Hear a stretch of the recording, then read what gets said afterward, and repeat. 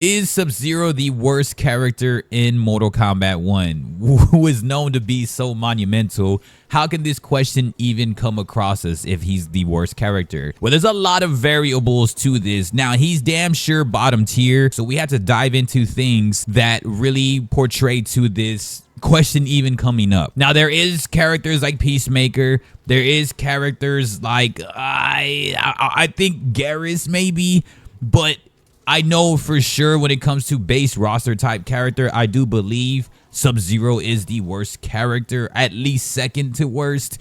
And there's a lot of things. So two things that I know that really kind of backed this is that I held a poll, and the poll shows that I asked the question in totality. And there are some people that had other comments, of course, like Quan Chi, Shang Tsung. But polls are showing that, yes, Sub-Zero, again, this is way more in an intermediate sense, all the way to possibly advanced.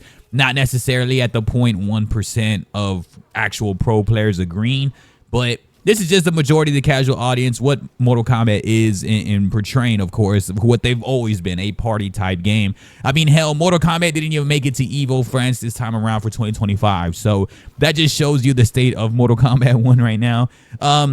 So yeah, let's dive into that. One of the polls shows that yes, a majority of the percent do agree that Sub-Zero is the worst character.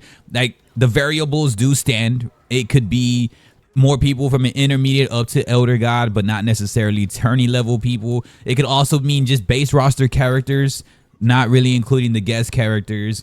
And it could just include a lot of stuff like what cameos going what, or maybe he's the least favorable with certain cameos at times. There, again, so much to do. I had recently been picking up Sub-Zero and I'm trying to learn him. I done Elder God with Li Mei. And so picking up Sub-Zero is very, very tough if you want to get additional mix-ups aside from what he already has, on top of just continuously the combo essence of what he does. There's another thing that I did hold in terms of questions. A lot of people saying, because Sub-Zero is so popular, this should be never a bothersome aspect when you're thinking about this, because Sub-Zero is so, he should be like Scorpion. Well, Scorpion did start off bottom tier also, but that jump has been so heavy with Scorpion that Scorpion buffs were much needed, and it's cool. I love to see Scorpion S tier right now. It should always be like that. He's the baby face. But I think Sub-Zero kind of belongs up there also, or if not, have it like a Kazuya Jin thing where you look at Tekken where Jin's S tier, Kazuya's A tier. I think that's how Scorpion Sub-Zero should be. So I did ask another question in terms of what should be buffed, right? If you look into the actual agreement of Sub-Zero is the worst character, or at least bottom tier, okay, well, what needs to be buffed? And a lot of people think startup frames for the Spinal Tap, of course, or people think Ice Clone either lasting longer or Ice Clone being able to recover a lot faster so we can use it again and again. And then, of course, the top of the top is the actual Ice Ball having a much faster start. I feel a lot of people agree with that most. And then there's also people who agree with just damage overall. And all of those are very true to the aspects of to why Sub-Zero is. So I think it's a little bit of pieces of all that dragging you in all directions that make you think like, oh, Sub-Zero is bottom tier. And a lot of people do say this even at the highest level, that Sub-Zero is terrible. We all know Sub-Zero is terrible. We just don't know if it makes him the worst character. Another thing to really tap into when it comes to variables, so you got to use those polls also to your actual diagnosis of Sub-Zero as the worst character. I think when I look at all those variables, I can really debate or at least argue that he can be one of the worst characters ever, or the worst, depending on who you're looking at. Peacemaker is the worst guest character, again, if you're looking base roster, actual MK characters, or just overall characters on the roster right now. So base roster, I feel it could be Sub-Zero. And base roster, excluding DLC characters, I definitely do agree. And then when you look at guest characters, it's like, okay, well, he's at least like, what, bottom 5 or something like that? I don't know. It just, there's a lot of things to it. Next would be, well, what does he do well with cameos? Well, if you're looking at the highest level possible, which everybody's cameo is, or at least favored cameo at the highest level, is always going to be Chameleon. Chameleon speeds up the game, but Chameleon is very advanced to where you either have to subconsciously remember the timing of what's happening next, or you're just used to really floating around the screen and having that awareness and that fast reaction time of when cameo or when the Chameleon cameo is actually going into Kitana, Melina, Jade, or how your strings are going to be working, the exact additional timing, how much you have left, the recovery rate of that cameo bar, and everything. Chameleon by far is the most advanced cameo, and Chameleon works with everyone. So I don't know if that argument really can, or debate, I wouldn't say argument, but that debate really works. I know people are like, oh yeah, Sub-Zero Chameleon is like unstoppable. Well, everyone's almost unstoppable with Chameleon. And because Chameleon is just that great. But a lot of work, and rightfully so, because Chameleon is rightfully so, the cameo does take a lot of work to master. So if you have the additional time to master and you want to play at higher levels, always just go Chameleon. Like, we literally just saw finals matches all the time with Johnny Cage Chameleon. It is starting to change up a little bit more, but for the most part, Chameleon at the highest level is always going to be favored for sure due to additional mix-ups and literally everything. You literally have Jade, who does what Serena does. You have the Melina cameo that can do what Sonya does, basically. And then you also have the Kitana that extends combos, which favors Sub-Zero so much. If you notice that, the Kitana airlift, the fan lift, it just allows for extensions of combos with Sub-Zero if you know how to time and you know exactly what's going down with that.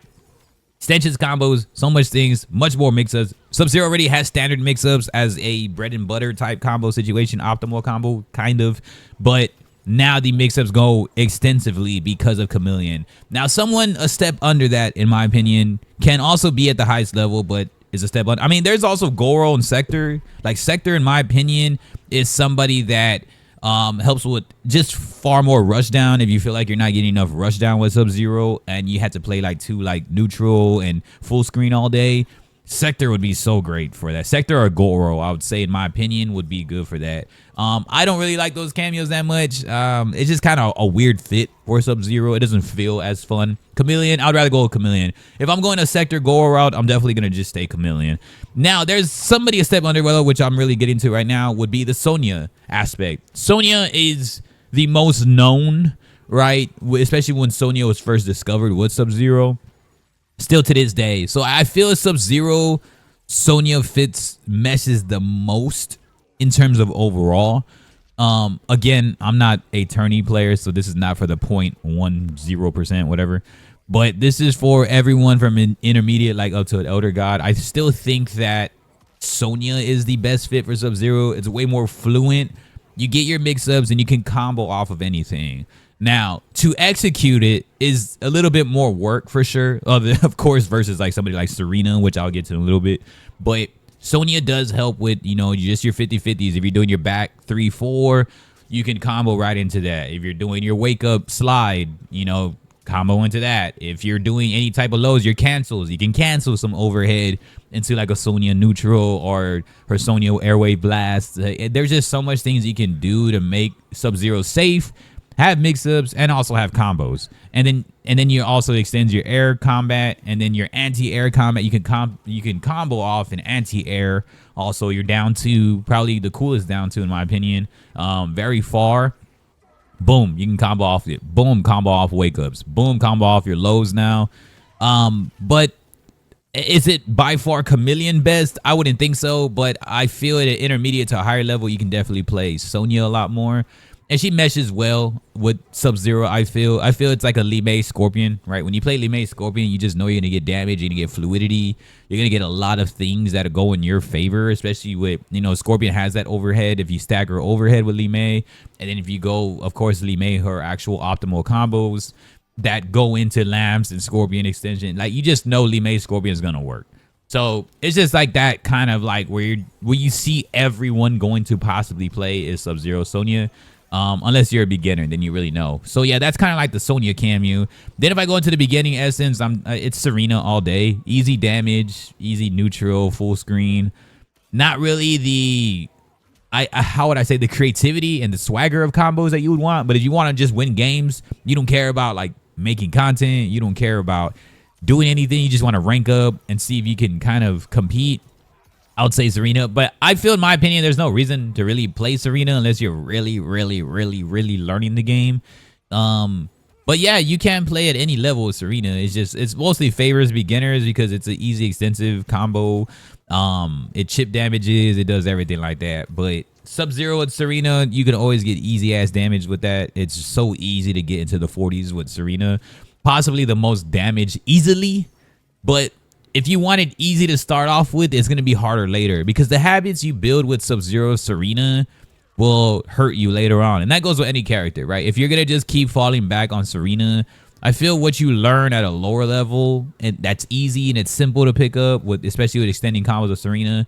When you get into higher level gameplay, or at least to like Grandmaster onward, then you'll start recognizing like shit, like this is not this is not gonna work anymore. So it kind of just you pick your poison. It's either you learn hard up front. It's just like in life, man. So you learn harder shit up front, or you make it easy and then it gets harder later. If you learn harder stuff up front and you learn how to actually play the game, like all your counters, like somewhat of a plus frame, what's safe, what can I do that's not stupid, how can I avoid jumping too much, like stuff like that. It really does help later on. But yeah, that's Sub-Zero. So like, in my opinion, it's Sub-Zero Serena if you're a beginner. If you're intermediate, Sub-Zero Sonya. If you're advanced, Sub-Zero Chameleon, or Sub-Zero maybe Sector, Sub-Zero Goro maybe. I think I would say those are like the aspects of beginner, medium, and advanced. But overall, if I were to pick one for each, beginner Serena, intermediate Sonya, advanced is Chameleon, hands down. If you want to at least be able to execute some type of optimal combos and have a little bit of a mix, I guess you can say. But overall, we all know that Sub-Zero doesn't really have damage, but he has a lot of gimmicks, and Sub-Zero is very easy to use. There's no really problematic aspects or approaches to Sub-Zero, aside from the Spinal Tap being real slow and the Ice Ball being real slow. His move list is very short, so it's easy to master Sub-Zero in like 2 hours. Not master him like to the point where you're winning Elder God, but in terms of like getting ready for ranked, like if you used one main character this whole time and you want to switch mains and you don't know who to use, Sub-Zero is so fun to use up front. Playing him online is a different story against others like that actually know exactly everything about Sub-Zero already. But using Sub-Zero when you use him is super cool. So if he's the worst character, in my opinion, I don't know if he's the worst character, but I do know that Sub-Zero can provide a simple approach to your flowcharts and to your games, your game plans. But you also have to learn his cancels, his mix-ups, and you have to learn what combos extensively, what damage is scaling at that point, right? If you're going to be using a lot of clones, if you're using everything, you know, there is a lot. Like, I like the clone charge better than the Ice Ball. I like 2-1 better than 1-2, to be honest, although 2-1 you can stagger with more. But yeah, there's just so much I'm still learning, and he's so fun to play. So if you are still kind of like skeptical of using Sub-Zero in Mortal Kombat 1, he's a very terrible player compared to everyone else. But when you pick him up, it's very rewarding to win with Sub-Zero. I wouldn't say he's downplayed too much. I think he's downplayed a little bit, but not like extensively like that makes it like, oh man, like, because some people will downplay characters just to like get more credit or feel more rewarding. But Sub-Zero is a bottom 5 character in my opinion. But I don't know if he's the complete worst when it comes to it. Possibly when it comes to a base roster. Y'all gotta let me know what's up, man. Make sure y'all hit us up with a subscribe, a thumbs up, like, drop your thoughts. It really does matter. I do community posts and everything like that, so get involved with those. I can always feature you on the polls, or if you have a good comment, I'll always feature on the content also. I'll give y'all a shout out for that too. So I appreciate y'all, man. Y'all have a good one. Peace.